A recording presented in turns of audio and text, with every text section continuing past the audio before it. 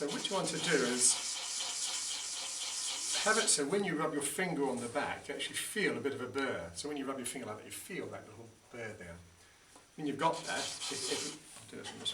it really does help the scraping. So what we want to do is cut accurately without having to apply a lot of pressure. The blunter your tool, the more pressure you'll have to apply, and the less accurate it will be. Yeah, so you run your finger that way, and you should feel a bit of a burr on it. Pass that around.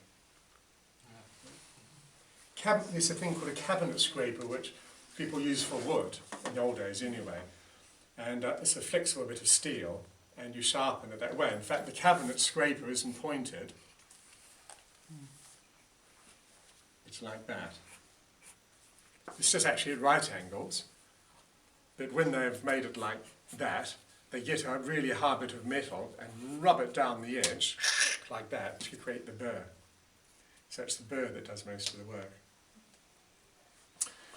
Is there a name for that little object?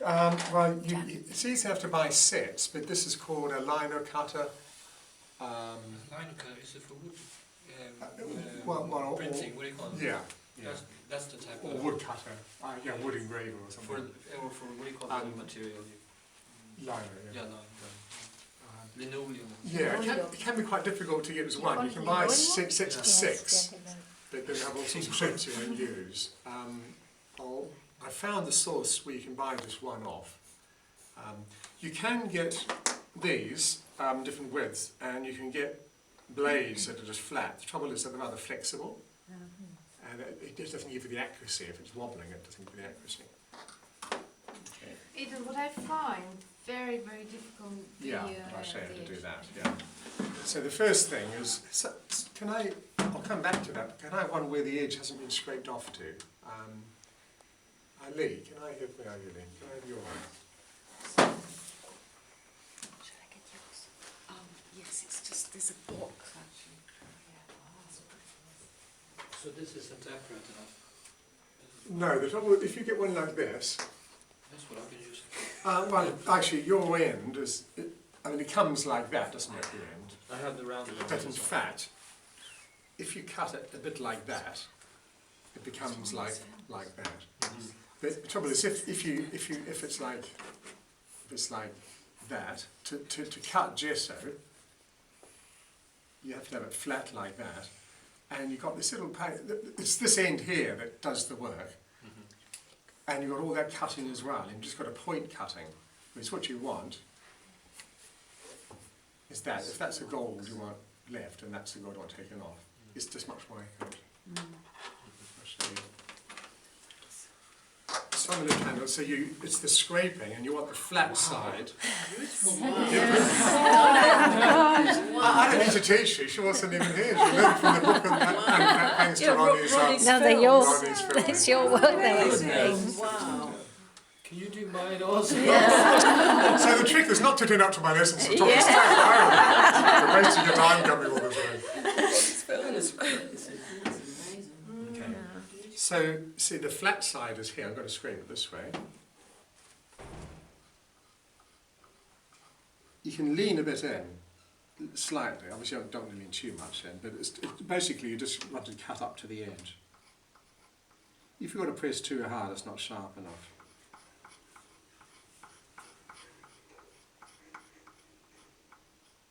All you need really is to cut up to about 3 millimeters away. It's just getting that edge.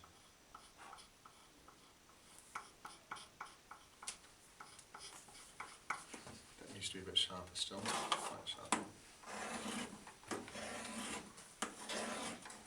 I bought this because it's mobile, but in fact having these little holes here isn't that good for small things, because if you go like that it just gets caught. So I've got one that's entirely diamond, which is better really, without these little holes. It's super manageable. Okay, so you go right around doing that everywhere.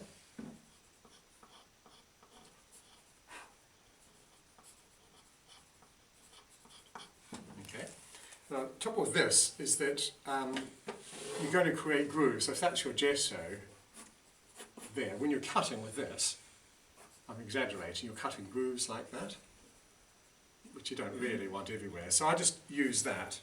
In reality, what I'm doing is cutting at a slight angle like that.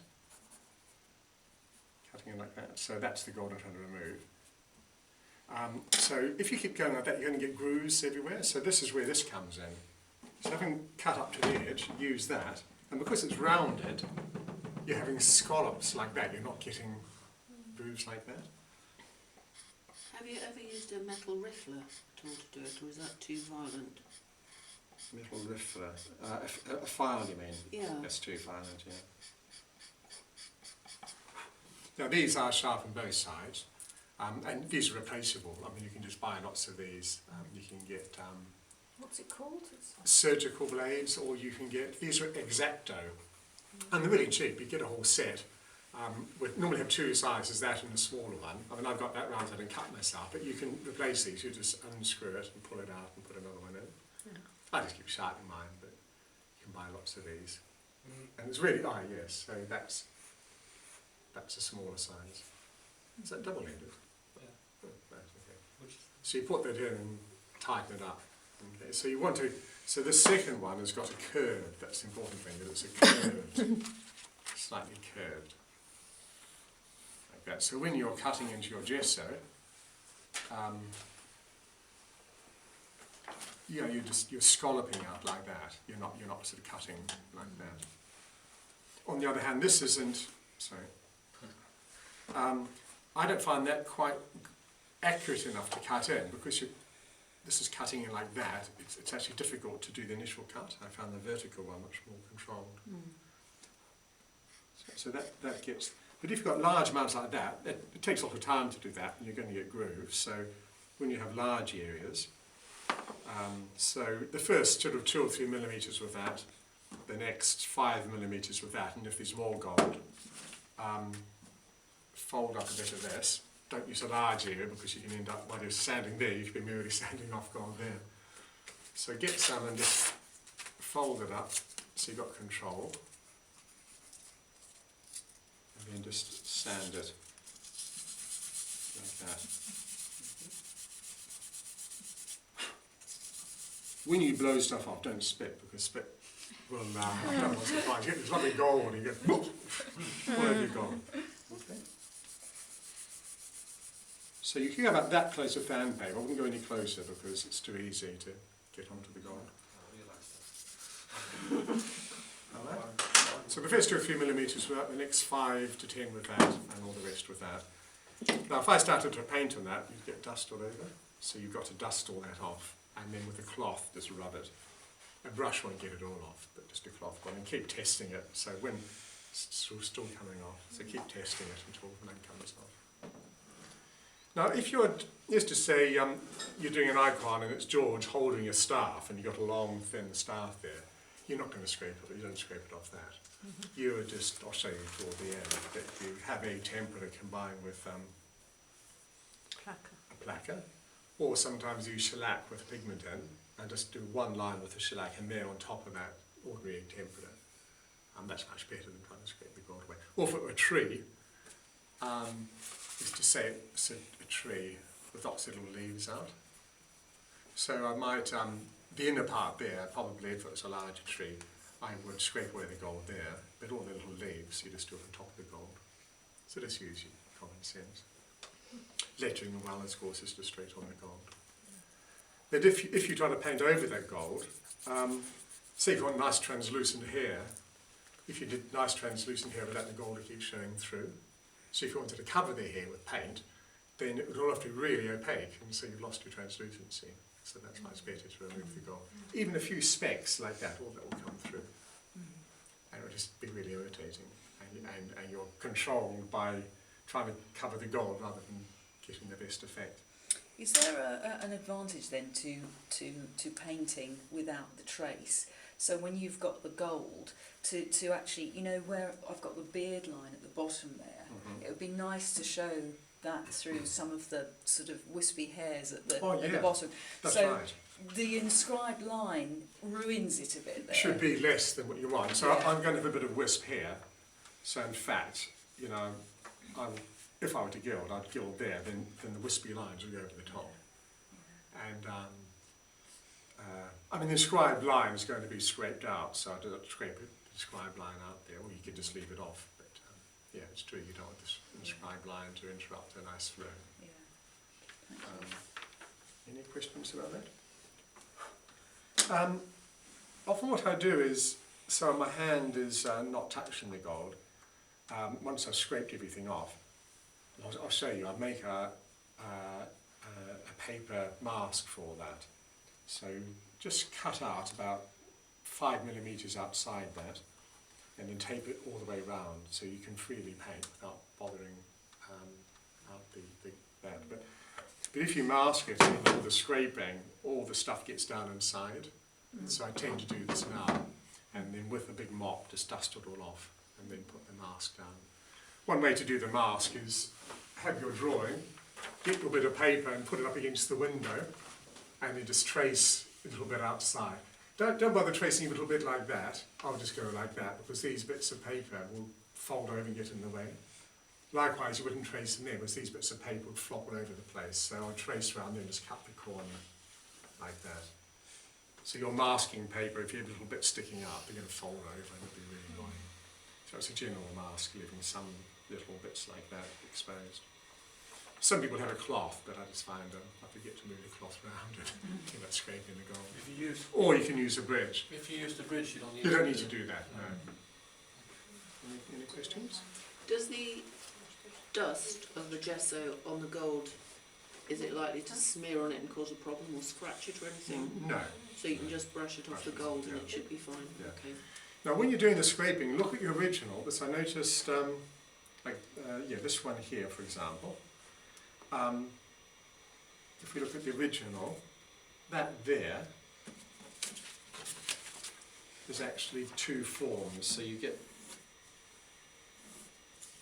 okay, whereas here it's like that, so that's not good. Okay. So in that case, because you've got the inscribed line there, the inscribed line is there at the moment, so we don't want that showing, so you'll have to sort of bring out the hair a little bit like that. Okay. So look at your drawing, which you can always do adjustments now. Likewise, this one here, that's rounded, it shouldn't be. See that? That's hair coming out from over the top of that. So it should be sharp there, not a curve like that. So that's good, that's good. Oh, that's good there, that's not, and that's good. That's not good there either.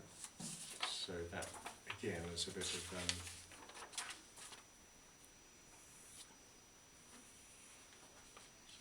whereas at the moment it's like that. So when you're tracing, see how all these, I've done that. Never just do an outline. Always have your outline result of doing your forms inside, so you retain these good sharp corners here. If you just do an outline, invariably you're going to have all sorts of softness where it should be crisp. Okay. And the edges of the how to clean that? I'm there at sandpaper, just go like that in the sandpaper. No, here. Talk to me. The curvy part here. Oh, I'm sorry, yes, that's right. Yeah, we asked about that. Thank you. That too. Thank you. Nice. Beautiful. Beautiful. So, sandpaper.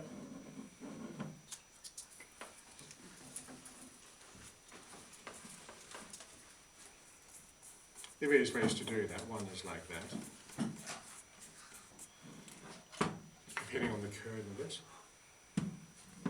you could go like that. It's probably got more control that way. Straight.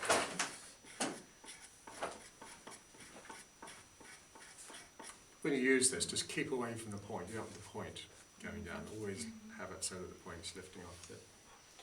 So you want to clear every mark that's there, really, do you? It's not just a goal, but if you've got like that there, let's just say you decide to do a nice translucent blue there with red will show through. Yeah. Okay. So use sandpaper to get that off as well. So that's probably the best thing. The good thing about this is that it has two curves effectively, and you can use that or that. So you've got. So that's a gentle curve there, but that's a more sharp curve there. So depending on what you're doing, you can go like that or like that. So it's got two curves in one. You can buy that if anyone needs it, or that. Yep.